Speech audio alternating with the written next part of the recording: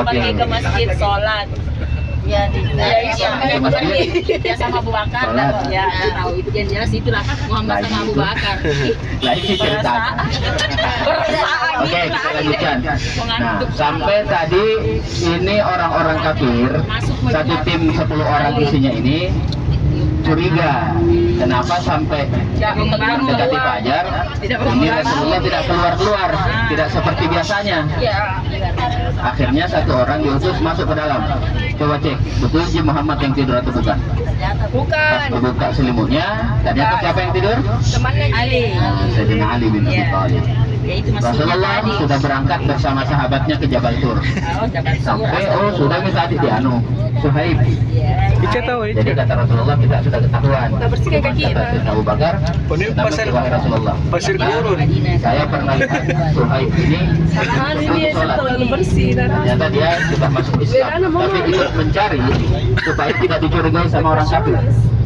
Karena kapan dia dicurigai ikut Rasulullah, dia juga dieksekusi. Haji. Tarik. Mana unta? Unta ana lagi Ada lagi pencari jejak. Menurut kitabnya lagi Nuruddin Al-Halabi, namanya kitab Sirah Halabiyah. Itu beliau menjelaskan di dalamnya ada lagi satu orang pencari jejak. Ini datang sampai ke mulut gua. Datang sampai ke mulut gua bersama orang-orang kafir Mekah. Kemudian diceritakan di situ sebelumnya mulut gua ini, kalau mungkin pernah didengar, tertutup sarang laba-laba, sama ada burung merpati yang bersarang. Kalau di dalam kitab itu dijelaskan bagaimana caranya tertutup sarang laba-laba, bahwasanya ketika Nabi masuk bersama Abu Bakar itu belum ada sarang laba-labanya, tapi ada sebuah pohon yang tidak jauh dari mulut gua itu dipanggil sama Nabi, dipanggil sama Rasulullah SAW. Akhirnya mukjizat Rasulullah, pohon itu mendekat ke mulut gua, lalu rantingnya dia tutupkan ke mulut gua.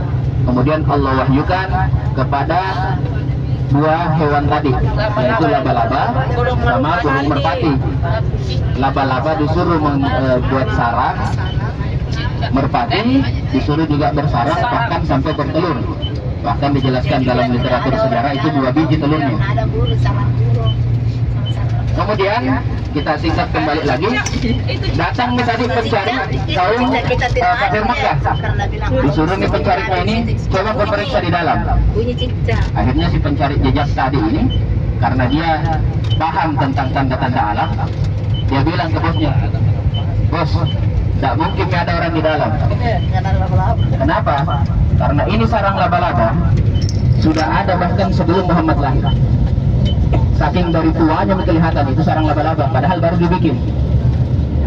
Ini kalau memang Allah sudah yang berkehendak, tidak ada lagi yang bisa otak-atik. Makanya wa makaru wa makarallah. Mereka punya rencana, kita punya rencana, Allah juga punya rencana.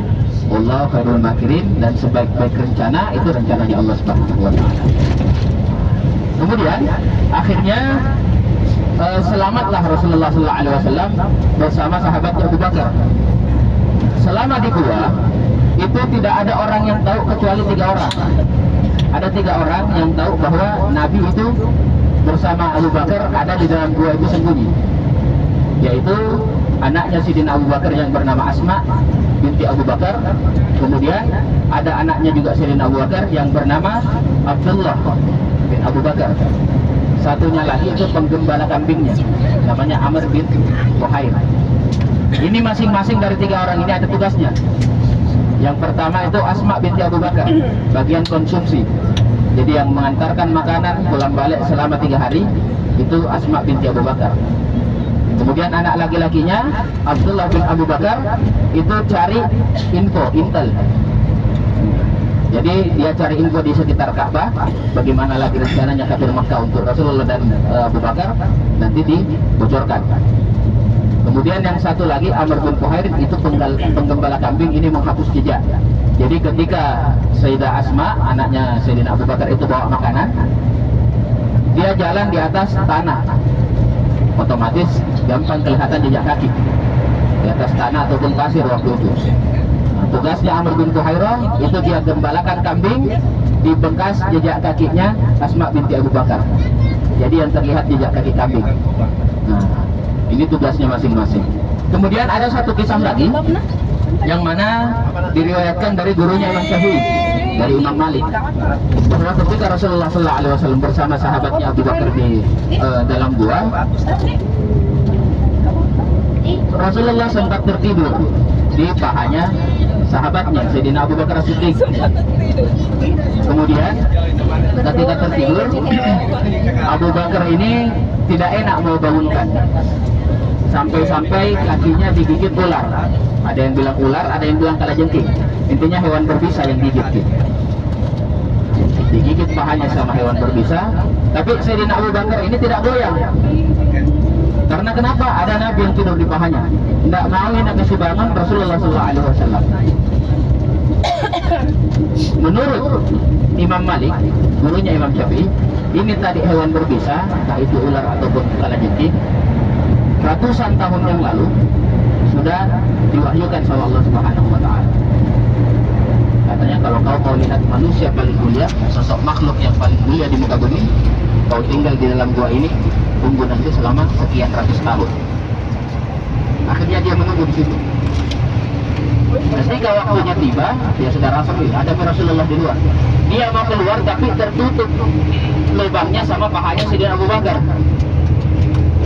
Jadi istilahnya bilang, aku mau menunggu ini, mau keluar lihat ini Rasulullah, rindu sekali mak sama Rasulullah. Kenapa ditutup sama pahanya Sayyidina Abu Bakar? Karena memang sebelum masuk ke dalam gua, Sayyidina Abu Bakar dulu yang masuk, tutup semua lubang. Kalau jemaah musim haji tapi ada satu lubang yang tidak tertutup. Nah, ini dulu kita sekarang berada di Mina atau kota tenda.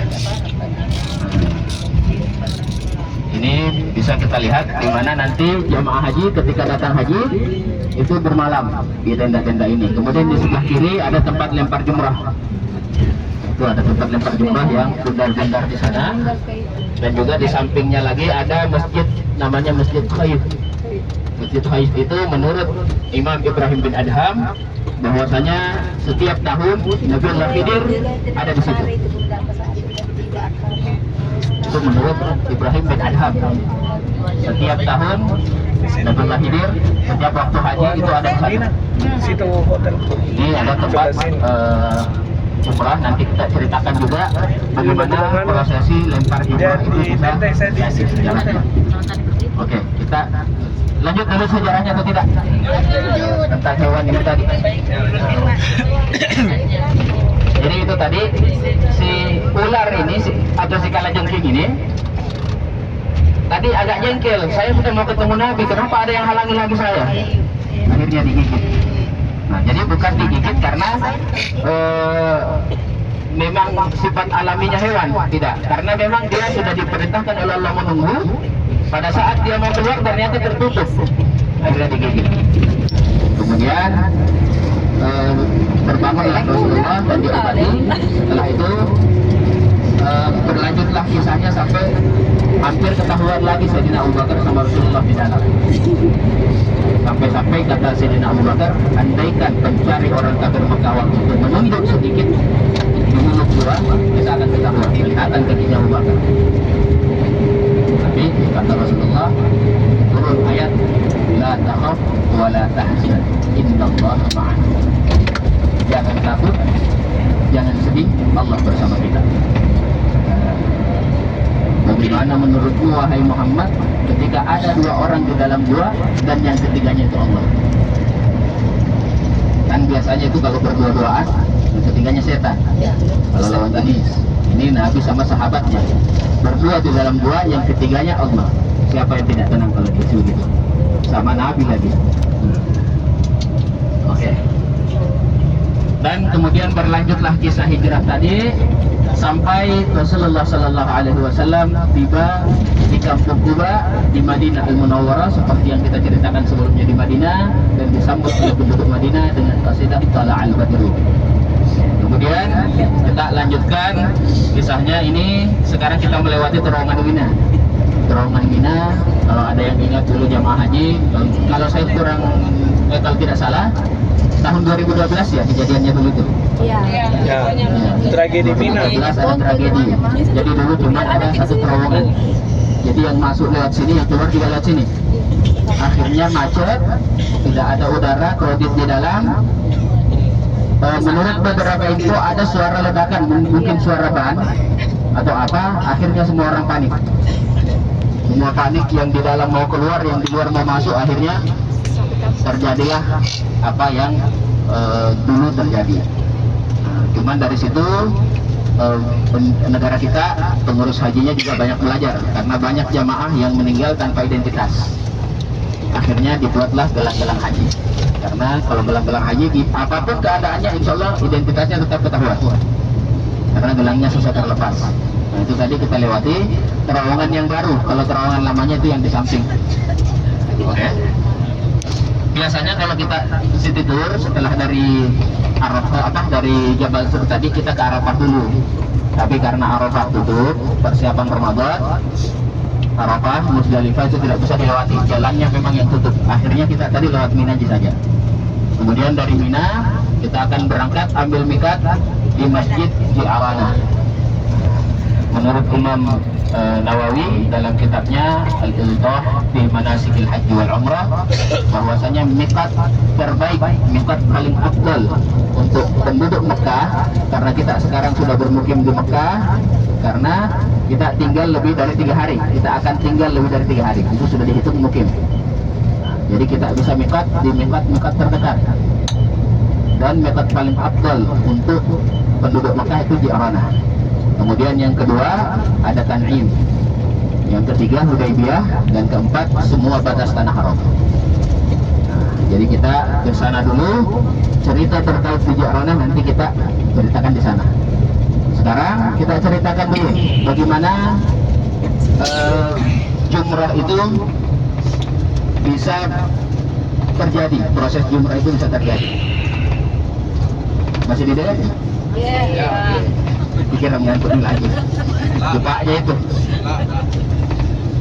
Ada orang sampai aja. Oke, kita lanjut.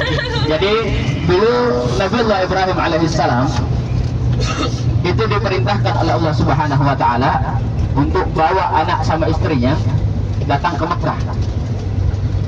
Kata Allah Subhanahu wa taala di dalam Al-Qur'annya, disuruh tinggalkan anak istrinya Nabi Ibrahim di wadin ghairu dzi zar'in, di satu lembah yang tandus, tidak ada tanaman-tanaman.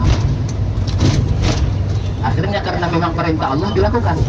Tidak napikir bagaimana istriku ini nanti makan, bagaimana anakku ini nanti makan. Pokoknya perintah Allah dijalankan. Karena Allah punya rencana. Setelah dijalankan perintahnya Allah Subhanahu wa taala, lanjut sejarahnya bagaimana Nabiullah Ibrahim membangun Ka'bah bersama anaknya sampai ada namanya Maqam Ibrahim. Kemudian terjadi proses di mana Zam-Zam itu keluar dari air, dari mata kakinya Nabiullah Ismail yang mengais-ngais tanah. Kemudian terjadilah satu waktu di mana Nabiullah Ibrahim ini bermimpi. Jadi pada hari itu Nabiullah Ibrahim bermimpi menyembelih anaknya. Jadi ketika Nabi Ibrahim ini bermimpi menyembelih anaknya, beliau ragu. Pada pertama kali itu beliau ragu, ini apakah mimpi ini wahyu dari Allah Subhanahu wa taala atau gangguan setan. Itu terjadi di tanggal 8 Zulhijjah. Makanya dinamakan hari Tarwiyah atau hari keraguan-raguan.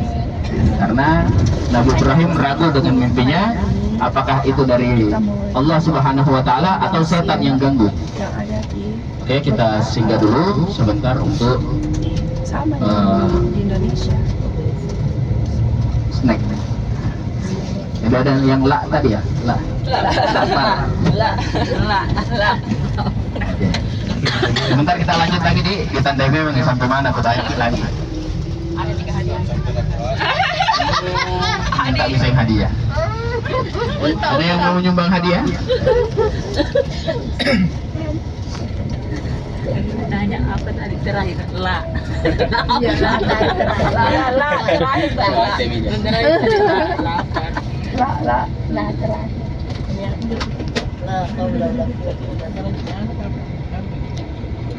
Enggak.